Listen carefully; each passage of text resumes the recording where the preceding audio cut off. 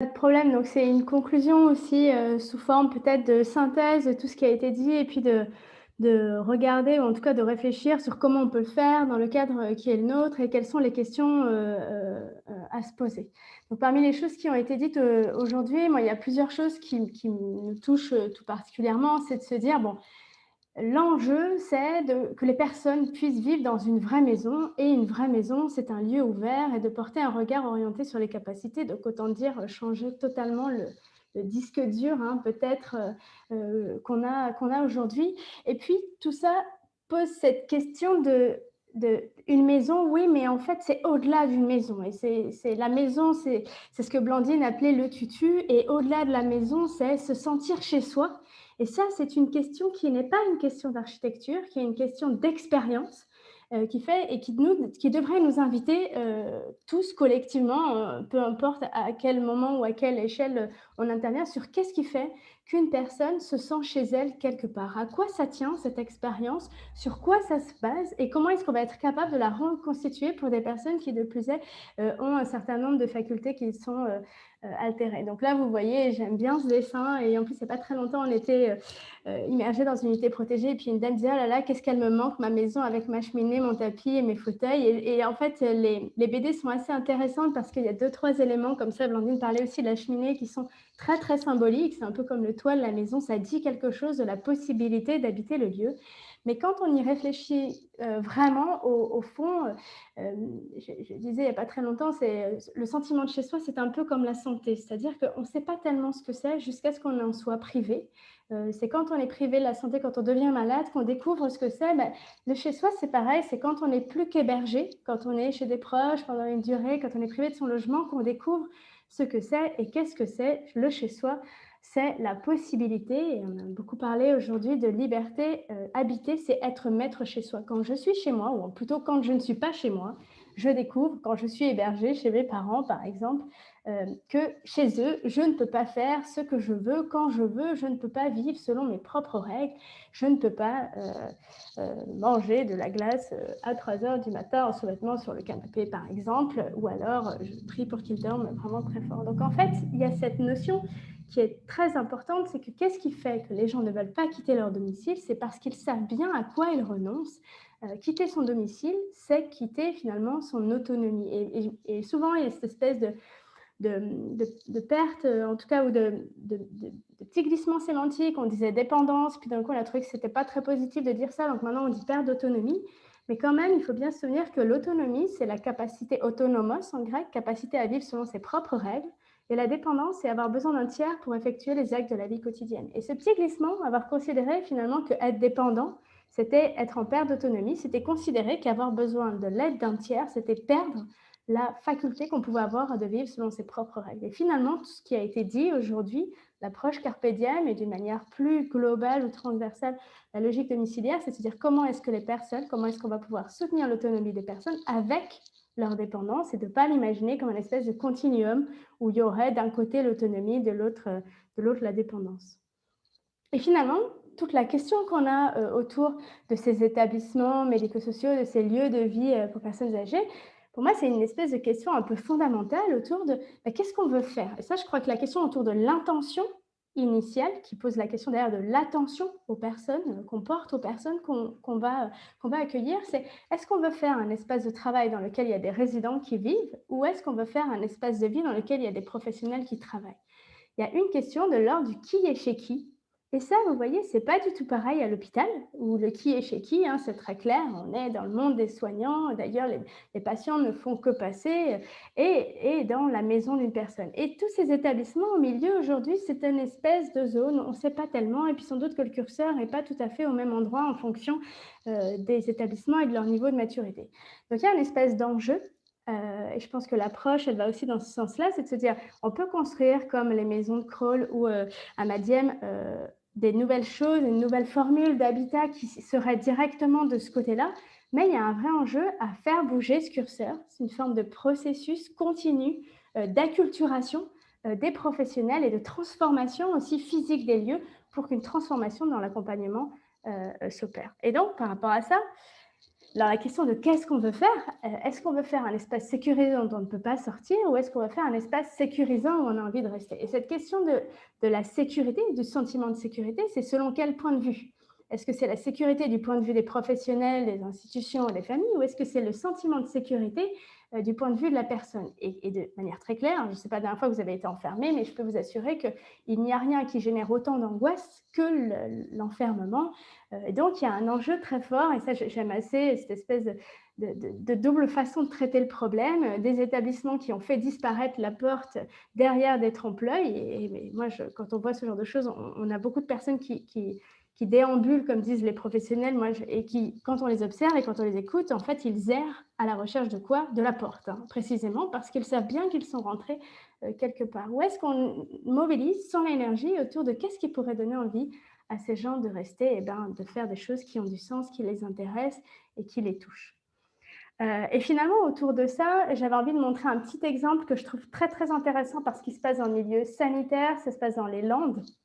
En 2017, on a un hôpital gériatrique qui avait 6 unités de psychogériatrie, la parfaite unité du point de vue des autorités, tutelle et tarification, c'est-à-dire une porte dissimulée, des locaux techniques où on rentre par dedans, par dehors pour qu'il n'y ait pas de chariot, un espace circulaire de déambulation autour d'un patio et un bureau vitré 360 qu'on voit ici, là, des soignants pour bien surveiller tout ce monde qui se retrouve de l'autre côté auprès d'un jardin clos. Bon, et quand on voit ça, donc là, on se dit, bon, est-ce qu'on aurait envie de rester là? Ça, c'est une première question. Est-ce qu'on se dit, tiens, moi, je voudrais bien vivre jusqu'à la fin de mes jours ici? Et c'était aussi la question que se posait l'hôpital et qui se disait, on avait voulu faire une maison, et là, je ne leur rends pas hommage parce que je ne montre pas les façades, qui est très bien réussie. C'est une très jolie maison en façade, mais l'intérieur, mon Dieu, c'est l'hôpital. Et ils ont déposé une demande de subvention et qu'ils ont obtenue pour la Fondation de France dans le volet humanisation des soins. Et leur humanisation, c'était faire de ce lieu, l'hôpital, une maison. Alors, je vais vous montrer des photos d'architecture, le tutu, mais je vais vous parler surtout du process, parce qu'en fait, le process, c'est très long. Parce que nous, quand on a vu ça, on s'est dit, oh, mais faire la décoration, ça va être la partie facile. Avec un peu d'imagination, on va y arriver. Mais faire en sorte que des professionnels laissent la vaisselle, qu'on réouvre la cuisine, toutes ces choses-là qui font la vie, qu'on accepte le risque, ça c'est le vrai enjeu. Et ce qu'on a pu observer beaucoup en étant immergés pendant 2 jours dans ces unités, d'abord, c'est qu'on finissait nous-mêmes par déambuler autour du patio. Enfin, on a pu développer nous-mêmes un certain nombre de troubles, c'était assez intéressant.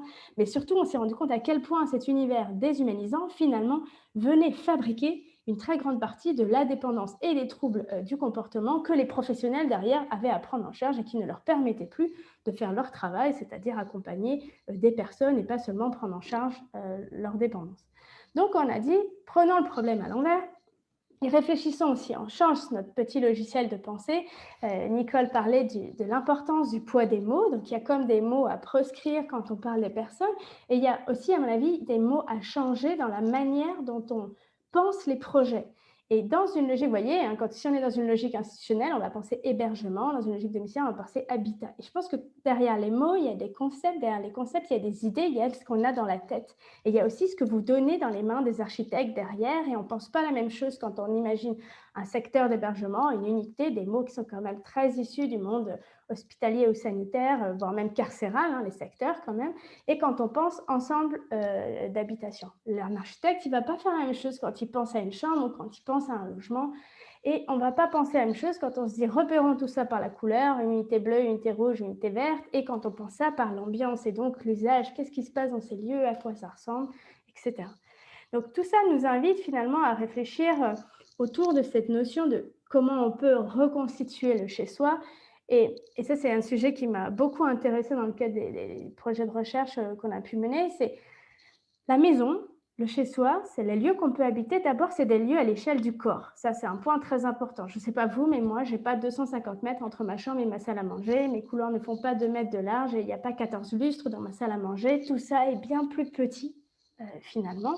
Et puis, ma maison, je ne sais pas vous, mais elle n'est pas meublée par Camif Collectivité. Dans ma maison, il y a plein de choses très différentes les unes des autres, pas très assorties d'ailleurs, pas très neuves non plus.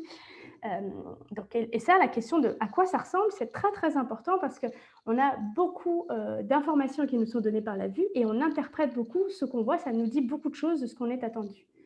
Et puis la maison, c'est une atmosphère. La maison, c'est ce que je sens, c'est ce que j'entends, c'est ce que je touche, c'est la chaleur.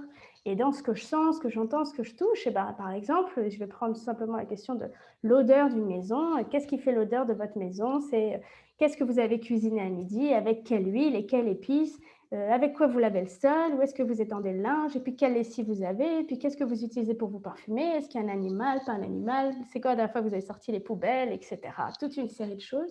Et ben, l'odeur des établissements, c'est pareil. Et puis une fois qu'on a sorti toutes les choses qui sentent bon, le linge, euh, la cuisine, enfin, hein, ben, qu'est-ce qui reste? Ben, les produits pour laver le sol, quand est-ce qu'on a sorti les poubelles, enfin. Et ça, je crois que c'est des choses sur lesquelles on a un jeu très, très... Enfin, il y a beaucoup de choses à faire autour de ça, notamment pour des personnes qui peuvent avoir un trouble cognitif, de travailler autour de la compréhension sensorielle, c'est-à-dire que la totalité de mes sens reçoivent la même information. On me dit c'est l'heure de manger, je n'ai pas un plateau qui m'arrive par-dessus la tête sur une table qui n'est même pas dressée. J'ai une table dressée, ça sent bon depuis quelque temps, il y a du bruit dans la cuisine, tout mon corps me dit que là maintenant on mange. Et puis la maison surtout, c'est les usages, c'est la manière dont on habite. La maison, c'est est-ce que vous mettez votre éponge à droite ou à gauche de l'évier? Est-ce que vous pliez votre pull en 2 ou en 3 ou est-ce que vous le mettez dans un cintre? La maison, c'est la façon de faire. Et ces façons de faire, elles sont vraiment très, très importantes pour créer du repérage et pour finalement les gestes. On a beaucoup de professionnels en agilité protégée qui ferment à clé les placards des résidents et qui nous disent, bah oui, mais si on ne fait pas ça, ils nous retournent tout. Mais en même temps, je ne sais pas vous, mais tout ça n'est pas du tout plié à leur manière. Et donc, ils retournent tout, pas parce qu'ils ont des troubles, mais parce qu'ils ne trouvent rien. Et je ne sais pas, la dernière fois que quelqu'un a rangé un placard à votre place, je peux vous garantir que vous allez sans doute tout retourner aussi pour trouver le petit pull que vous vouliez mettre ce jour-là. Donc, il y a un enjeu très fort, finalement. Donc, il y a des composantes architecturales et puis plein d'autres qui ne sont pas du tout liées à l'architecture, qui sont plutôt liées à l'accompagnement et à l'attention qu'on porte aux personnes. Donc, pour revenir à ma fameuse unité protégée à l'hôpital, qu'est-ce qu'on a fait? On a ouvert. Et qu'est-ce qu'on a ouvert? D'abord, on a considéré, je ne sais pas vous, mais moi, quand je rentre chez moi, je ne rentre pas entre le local poubelle et une chambre, je rentre sur un salon. Et ce salon, il accueille les personnes. Donc, on a décloisonné cette petite salle d'activité qui était demandée au cahier des charges des unités protégées. Et on a fait un salon en face de la porte d'entrée. Alors, au début, les professionnels disaient, mais vous ne vous rendez pas compte, ils vont être en face de la porte d'entrée, dès qu'elle va s'ouvrir, ils vont se sauver, etc. Bon, et là, vous voyez cette dame ici, là, on la voit en tout petit, qui est en face de la porte et qui, en effet, observe les allées et venues et qui tricote. Donc ça, c'est je vous montre là les travaux, les photos après travaux. Hein. Après travaux, 2 ans de concertation, 23 réunions, des essais, des erreurs, tout un processus qu'évidemment, je vous cache un peu là, mais qui, aujourd'hui, ils n'ont plus du tout de problématiques. Et puis, qu'est-ce qu'on a fait aussi? Voilà, les cuisines. Eh bien, alors, on voit bien là le avant-après. Qu'est-ce qui change? Le sol. Qu'est-ce qui change? Du vrai bois sur les tables. C'est les mêmes pieds, vous avez vu, parce qu'on a fait de la charge d'économie. Ce que je n'ai pas dit, c'est que tout ça, ça ne coûte pas cher, en fait. Hein. Ça ne coûte pas cher d'avoir des idées. Il faut juste un peu d'imagination. On a remplacé les lustres. On a ouvert une partie de la cuisine. Le plus dur dans l'histoire, c'est de travailler avec les équipes pour qu'elles acceptent que la cuisine soit ouverte et que, oh mon Dieu, ils allaient se faire un café tout seul et que peut-être il y avait un risque de brûlure. Et puis il y avait ces couloirs, terribles couloirs, et on a travaillé autour de comment est-ce qu'on va avoir des choses qui peut-être intéressent les personnes et qui ont un intérêt. Donc là, c'est des vraies briques qui ont été mises et les gens peuvent se repérer où est leur chambre. D'abord, toutes les chambres maintenant sont différentes. Et puis, comment est-ce qu'on va pouvoir toucher une chose repérée à côté d'un point très identifiant. Et vous voyez cette dame, je me suis, quand on est revenu visiter là, elle avait l'air tellement sereine. Enfin, moi, je pense qu'il faut avoir quand même un niveau de confiance très grand pour pouvoir s'abandonner comme ça dans cette circulation. Et puis voilà les portes des chambres avant qui étaient toutes d'une couleur différente parce qu'on se disait elles seront toutes différentes, comme ça chacun trouvera sa porte. Bon, mais une fois que vous avez 15 portes bariolées, vous ne savez plus du tout quelle est votre porte. Donc nous, on s'est dit non, ce qui est sans doute très important dans cette histoire, c'est que ces portes, elles disent à tout le monde, résidents, professionnels, famille, que c'est un espace privatif de logement qui est derrière et qu'il y ait un signal fort. Donc, en fait, qu'on résidentialise ces portes pour modifier le comportement et la compréhension du lieu qu'il y a derrière. Parce qu'en plus, comme on est à l'hôpital, on a l'obligation d'avoir ces très grandes portes. Là, ça, c'est pas très, très domestique. Et puis, il y avait les 9 chariots. Alors, des chariots, ils en avaient plein. Et là, on s'est dit, mais moi, je veux bien avoir fait tout ça, mais tant que vous aurez tous vos chariots, qu'est-ce qu'on fait?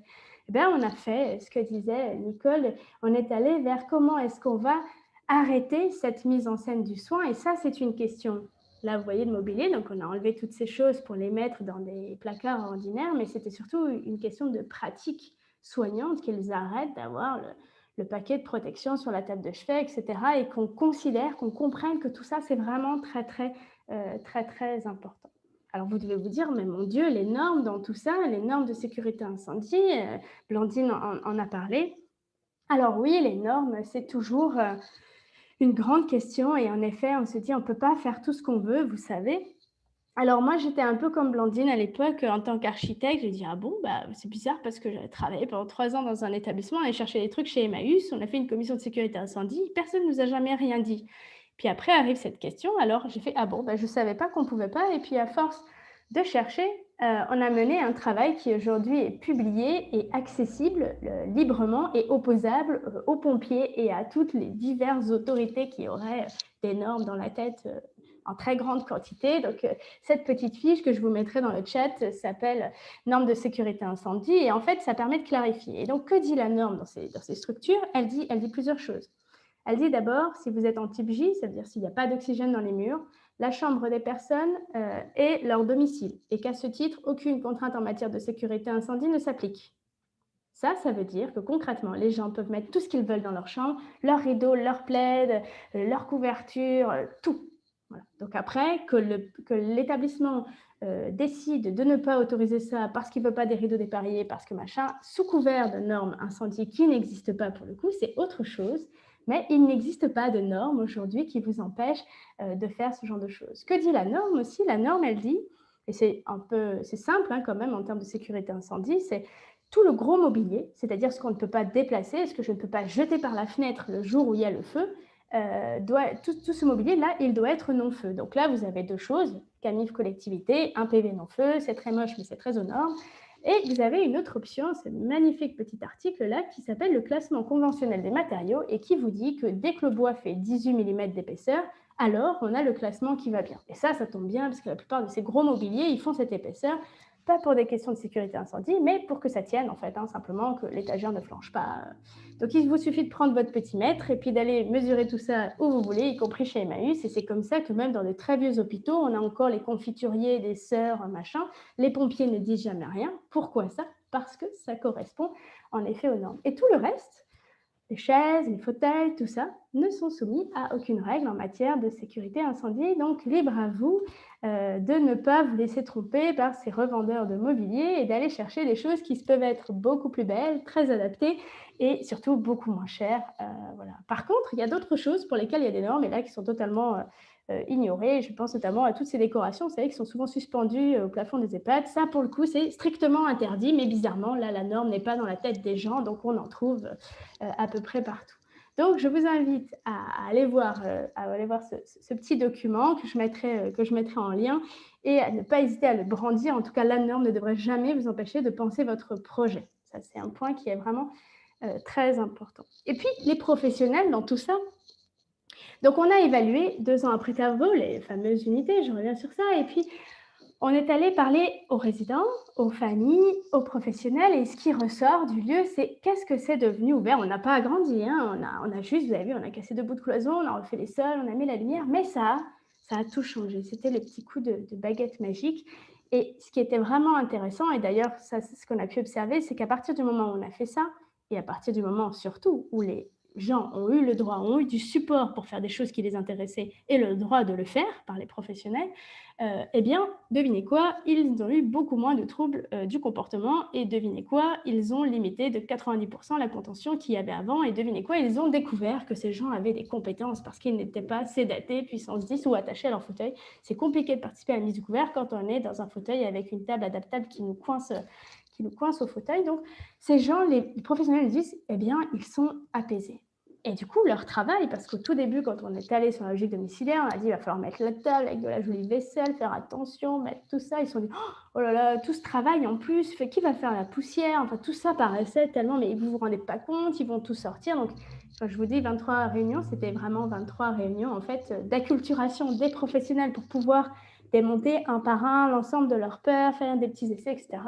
Que nous disent-ils 2 ans après? Ils nous disent eh ben, en fait, vous savez quoi? Les résidents sont bien, mais nous aussi on est bien.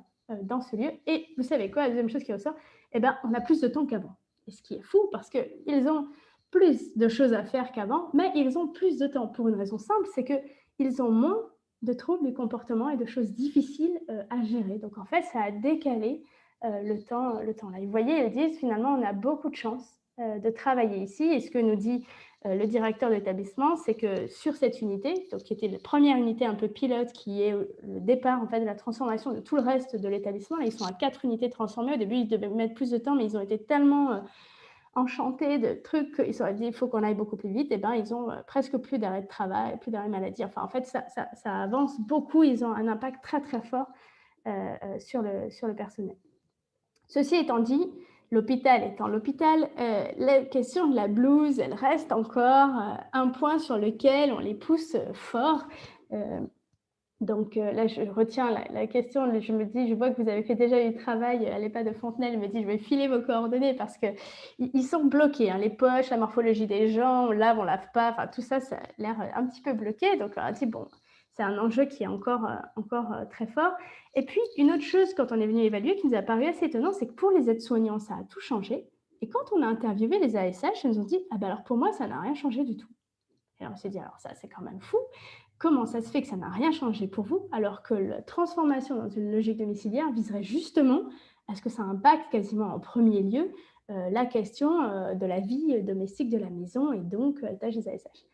Eh bien, parce que la fiche de poste de ces personnes-là n'avait pas été modifiée et qu'à elles, on n'avait pas cru bon de leur dire que ça devenait leur travail désormais d'accompagner les personnes, de ne plus faire le ménage, mais de faire le ménage avec les personnes. Donc ça, il reste encore du travail. Là. C'était bien de revenir évaluer. Et puis la question donc, qui a été parlée, on s'est dit, bon, avec les familles, alors ils ont beaucoup moins de problèmes avec les familles qu'avant. Ça, ce que les familles nous ont dit d'ailleurs, c'est, vous imaginez pas, on avait très peur et puis en fait, on n'a pas eu de sentiment de culpabilité. Quand on a vu ça, on s'est dit, ah, mais on était tellement soulagés. Donc en fait, les professionnels et les familles ont des relations qui sont beaucoup moins conflictuelles qu'avant. Ceci étant dit, la question du risque, elle reste, là, ça a été dit, et nous, on invite, et peut-être à tort, mais à contractualiser cette question du risque, ou en tout cas à écrire de manière beaucoup plus claire le projet dans le contrat de séjour et de dire, voilà, ici, notre projet, c'est ça, et ça implique ça. Et puis, le règlement de fonctionnement. Alors, souvent, les règlements de fonctionnement dans les établissements, c'est une espèce de liste de toutes les choses qui est interdit de faire.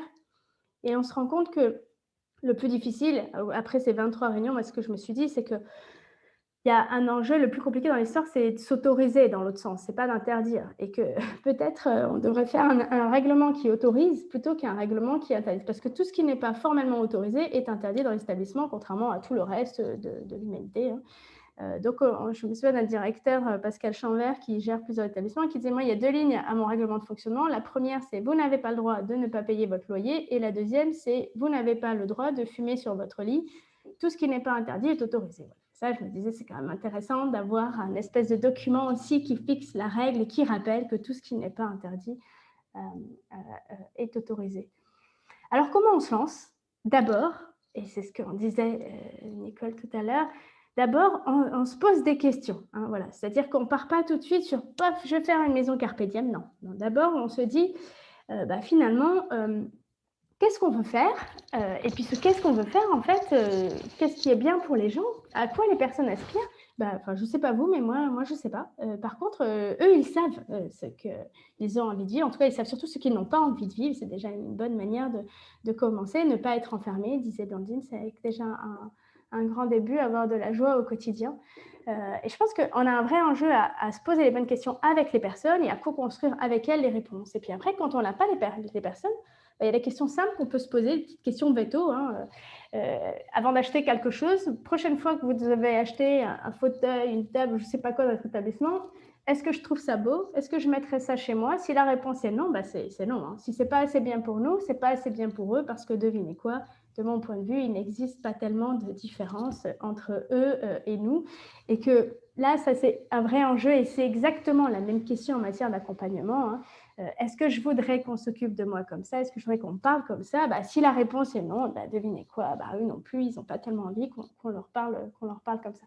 Et là, il y a un enjeu, clairement, de développement de l'empathie. Je ne parle pas de la compassion ou de la gentillesse des professionnels, mais vraiment de l'empathie, c'est-à-dire de la capacité de se mettre à la place des personnes Et nous, là, ces derniers temps, à force de pouvoir travailler avec les équipes en acculturation, on s'est dit, bon, en fait, on va les mettre en situation, on va leur donner à manger, le mixer, mélanger, on va leur faire vivre ce qu'ils font vivre aux gens, et puis ils vont ressentir dans leur corps ce que ça change.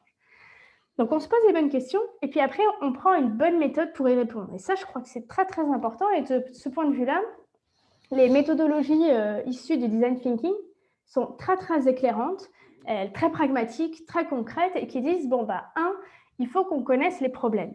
Quels sont les problèmes? 2, qu'est-ce qui, dans nos pratiques, génère ces problèmes? 3, peut-être, est-ce qu'on peut tester des petites choses? On fait bouger un curseur pour découvrir est-ce que c'est vraiment ça? Et puis après, on commence à trier les problématiques et puis à se dire, parmi toutes ces problématiques, qu'est-ce qui est le plus impactant? Qu'est-ce qui est le plus facile à mettre en œuvre et qui va changer le plus la vie des personnes? Parce qu'on ne peut pas régler tous les problèmes d'un coup. Après, on se dit, bon, et les autres, comment ils ont fait? Parce qu'on peut réinventer l'eau tiède, mais moi, et d'ailleurs, on travaille dans le cadre avec Dialoguel beaucoup dans les accompagnements qu'on fait aujourd'hui, avoir des idées, c'est très important pour imaginer des nouvelles choses, des réponses innovantes. Et après, on teste, c'est-à-dire qu'on ne se dit pas, paf, allez, c'est bon, j'ai la bonne idée, je fais des travaux, je me lance là-dedans. On teste des petites choses et on découvre en testant que 1, c'est possible, que 2, ça a la plus-value, que 3, ça intéresse les personnes. Et c'est seulement à ce moment-là qu'on décide de généraliser. Donc, en fait, mon conseil par rapport à tout ça, c'est de commencer par des petites choses. Est-ce qu'on peut annoncer aux personnes le plat quand on leur pose sur la table? Ça a l'air d'être une toute petite chose, mais beaucoup de personnes ne savent pas ce qu'elles mangent. Nous, on s'en rend compte, donc on peut faire la plus belle table du monde. Mais tant que les gens ne savent pas ce qu'ils mangent, quand même, c'est un peu problématique. Et après, il y a évaluer. Et ça, la question de l'évaluation, là, vous voyez l'évaluation qu'on a fait là pour Hélio Marin. Je pense que c'était un enjeu qui est très fort de diffusion. Là, on a un papier qui est sous presse, qui va être publié dans pas très longtemps, pour convaincre, pour démontrer de l'intérêt de le faire, de oui, c'est possible, oui, c'est faisable, pour discuter avec nos autorités de tutelle et de tarification aussi, de démontrer il faut investir dans ce genre de choses parce que ça ne coûte pas plus cher et parce que ça a du sens. Voilà. Et donc, si toutes ces choses vous intéressent, on a une espèce de petite banque de données sur notre site internet où il y a toutes les publications. Et puis, on tient un petit blog qui s'appelle Un monde à part, chronique de l'absurdité institutionnelle, où tous les lundis, on poste des paroles entendues ou des situations observées dans les établissements qu'on ne commente pas, mais qui permettent un peu justement de développer notre empathie et de découvrir ce que c'est que peut-être vivre dans ces institutions pour imaginer, commencer à changer notre regard et à se dire, tiens, qu'est-ce qu'on pourrait faire autrement? Voilà, je vous remercie, j'espère que j'étais dans les temps. Merci beaucoup, Fanny. C'était vraiment passionnant. Je pense que je vais vraiment remercier tous les intervenants qui ont tous apporté des choses pour nous permettre de penser et de se projeter sur un autre avenir pour les personnes âgées en France et pour nous tous un jour ou l'autre. Ce que je vous propose, voilà, c'est on va peut-être quand même s'arrêter parce qu'il est déjà 17h15. Si vous avez des questions, en fait, du coup, pendant les échanges, donc vous avez eu tous l'accès à notre site Dialoguels e-journée, donc qui est le site sur lequel on partage les études de cas. Et en fait, quand vous avez créé votre compte et que vous allez sur le tableau de bord, il y a une rubrique qui s'appelle Veille participative, dans laquelle, en fait, c'est une sorte de chat, un peu comme Facebook, mais en moins bien, où tout le monde peut poser des questions et partager des ressources. Et donc, ce que je vous propose, c'est de continuer la discussion à cet endroit-là, du coup, qui existe, et du coup, de venir soit poser vos questions, et puis nous, on pourra éventuellement attirer l'attention des intervenants s'il y a des questions qui s'adressent à eux pour qu'ils y répondent, ou partager des ressources, des initiatives. Je sais que dans le petit groupe dans lequel je participais, il y avait la question de comment je finance une maison Carpe Diem. Il y en a qui ont ouvert des structures qui s'apparentent à la maison Carpe Diem. Donc, si vous vouliez partager vos expériences ou du coup être mis en contact par ce biais-là. Et puis, du coup, essayer collectivement de continuer à faire avancer cette approche en France. Donc, merci à tous. Merci Nicole Poirier d'avoir pris le temps de parler avec nous. Merci à nos trois experts, nos trois établissements français, EHPAD Les Fontenelles, Ama Diem et Ama Vitae d'avoir partagé leur expérience qu'ils ont fait ensemble. Et merci beaucoup à Fanny Cérès d'avoir aussi partagé son expertise. Et puis, on vous dit tous à très bientôt pour soit une autre conférence sur Carpe Diem version architecture. Ah oui, je voulais aussi vous dire, pardon, j'arrive pas à m'arrêter, sur le site, sur notre site Yale Gales, on a aussi d'autres établissements qui sont présentés sur d'autres sujets, notamment un accueil de jour Alzheimer ouvert au Japon, qui peut aussi donner des idées, un EHPAD vert aux Pays-Bas. On a plein d'autres structures qui peuvent aussi voilà, vous donner des idées, ouvrir les horizons, etc. Je vous souhaite à tous une très bonne soirée et un très bon week-end et des bonnes fêtes de fin d'année vu que c'est de saison. À bientôt. Merci beaucoup tout le monde. Merci aux participants d'être là. Oui,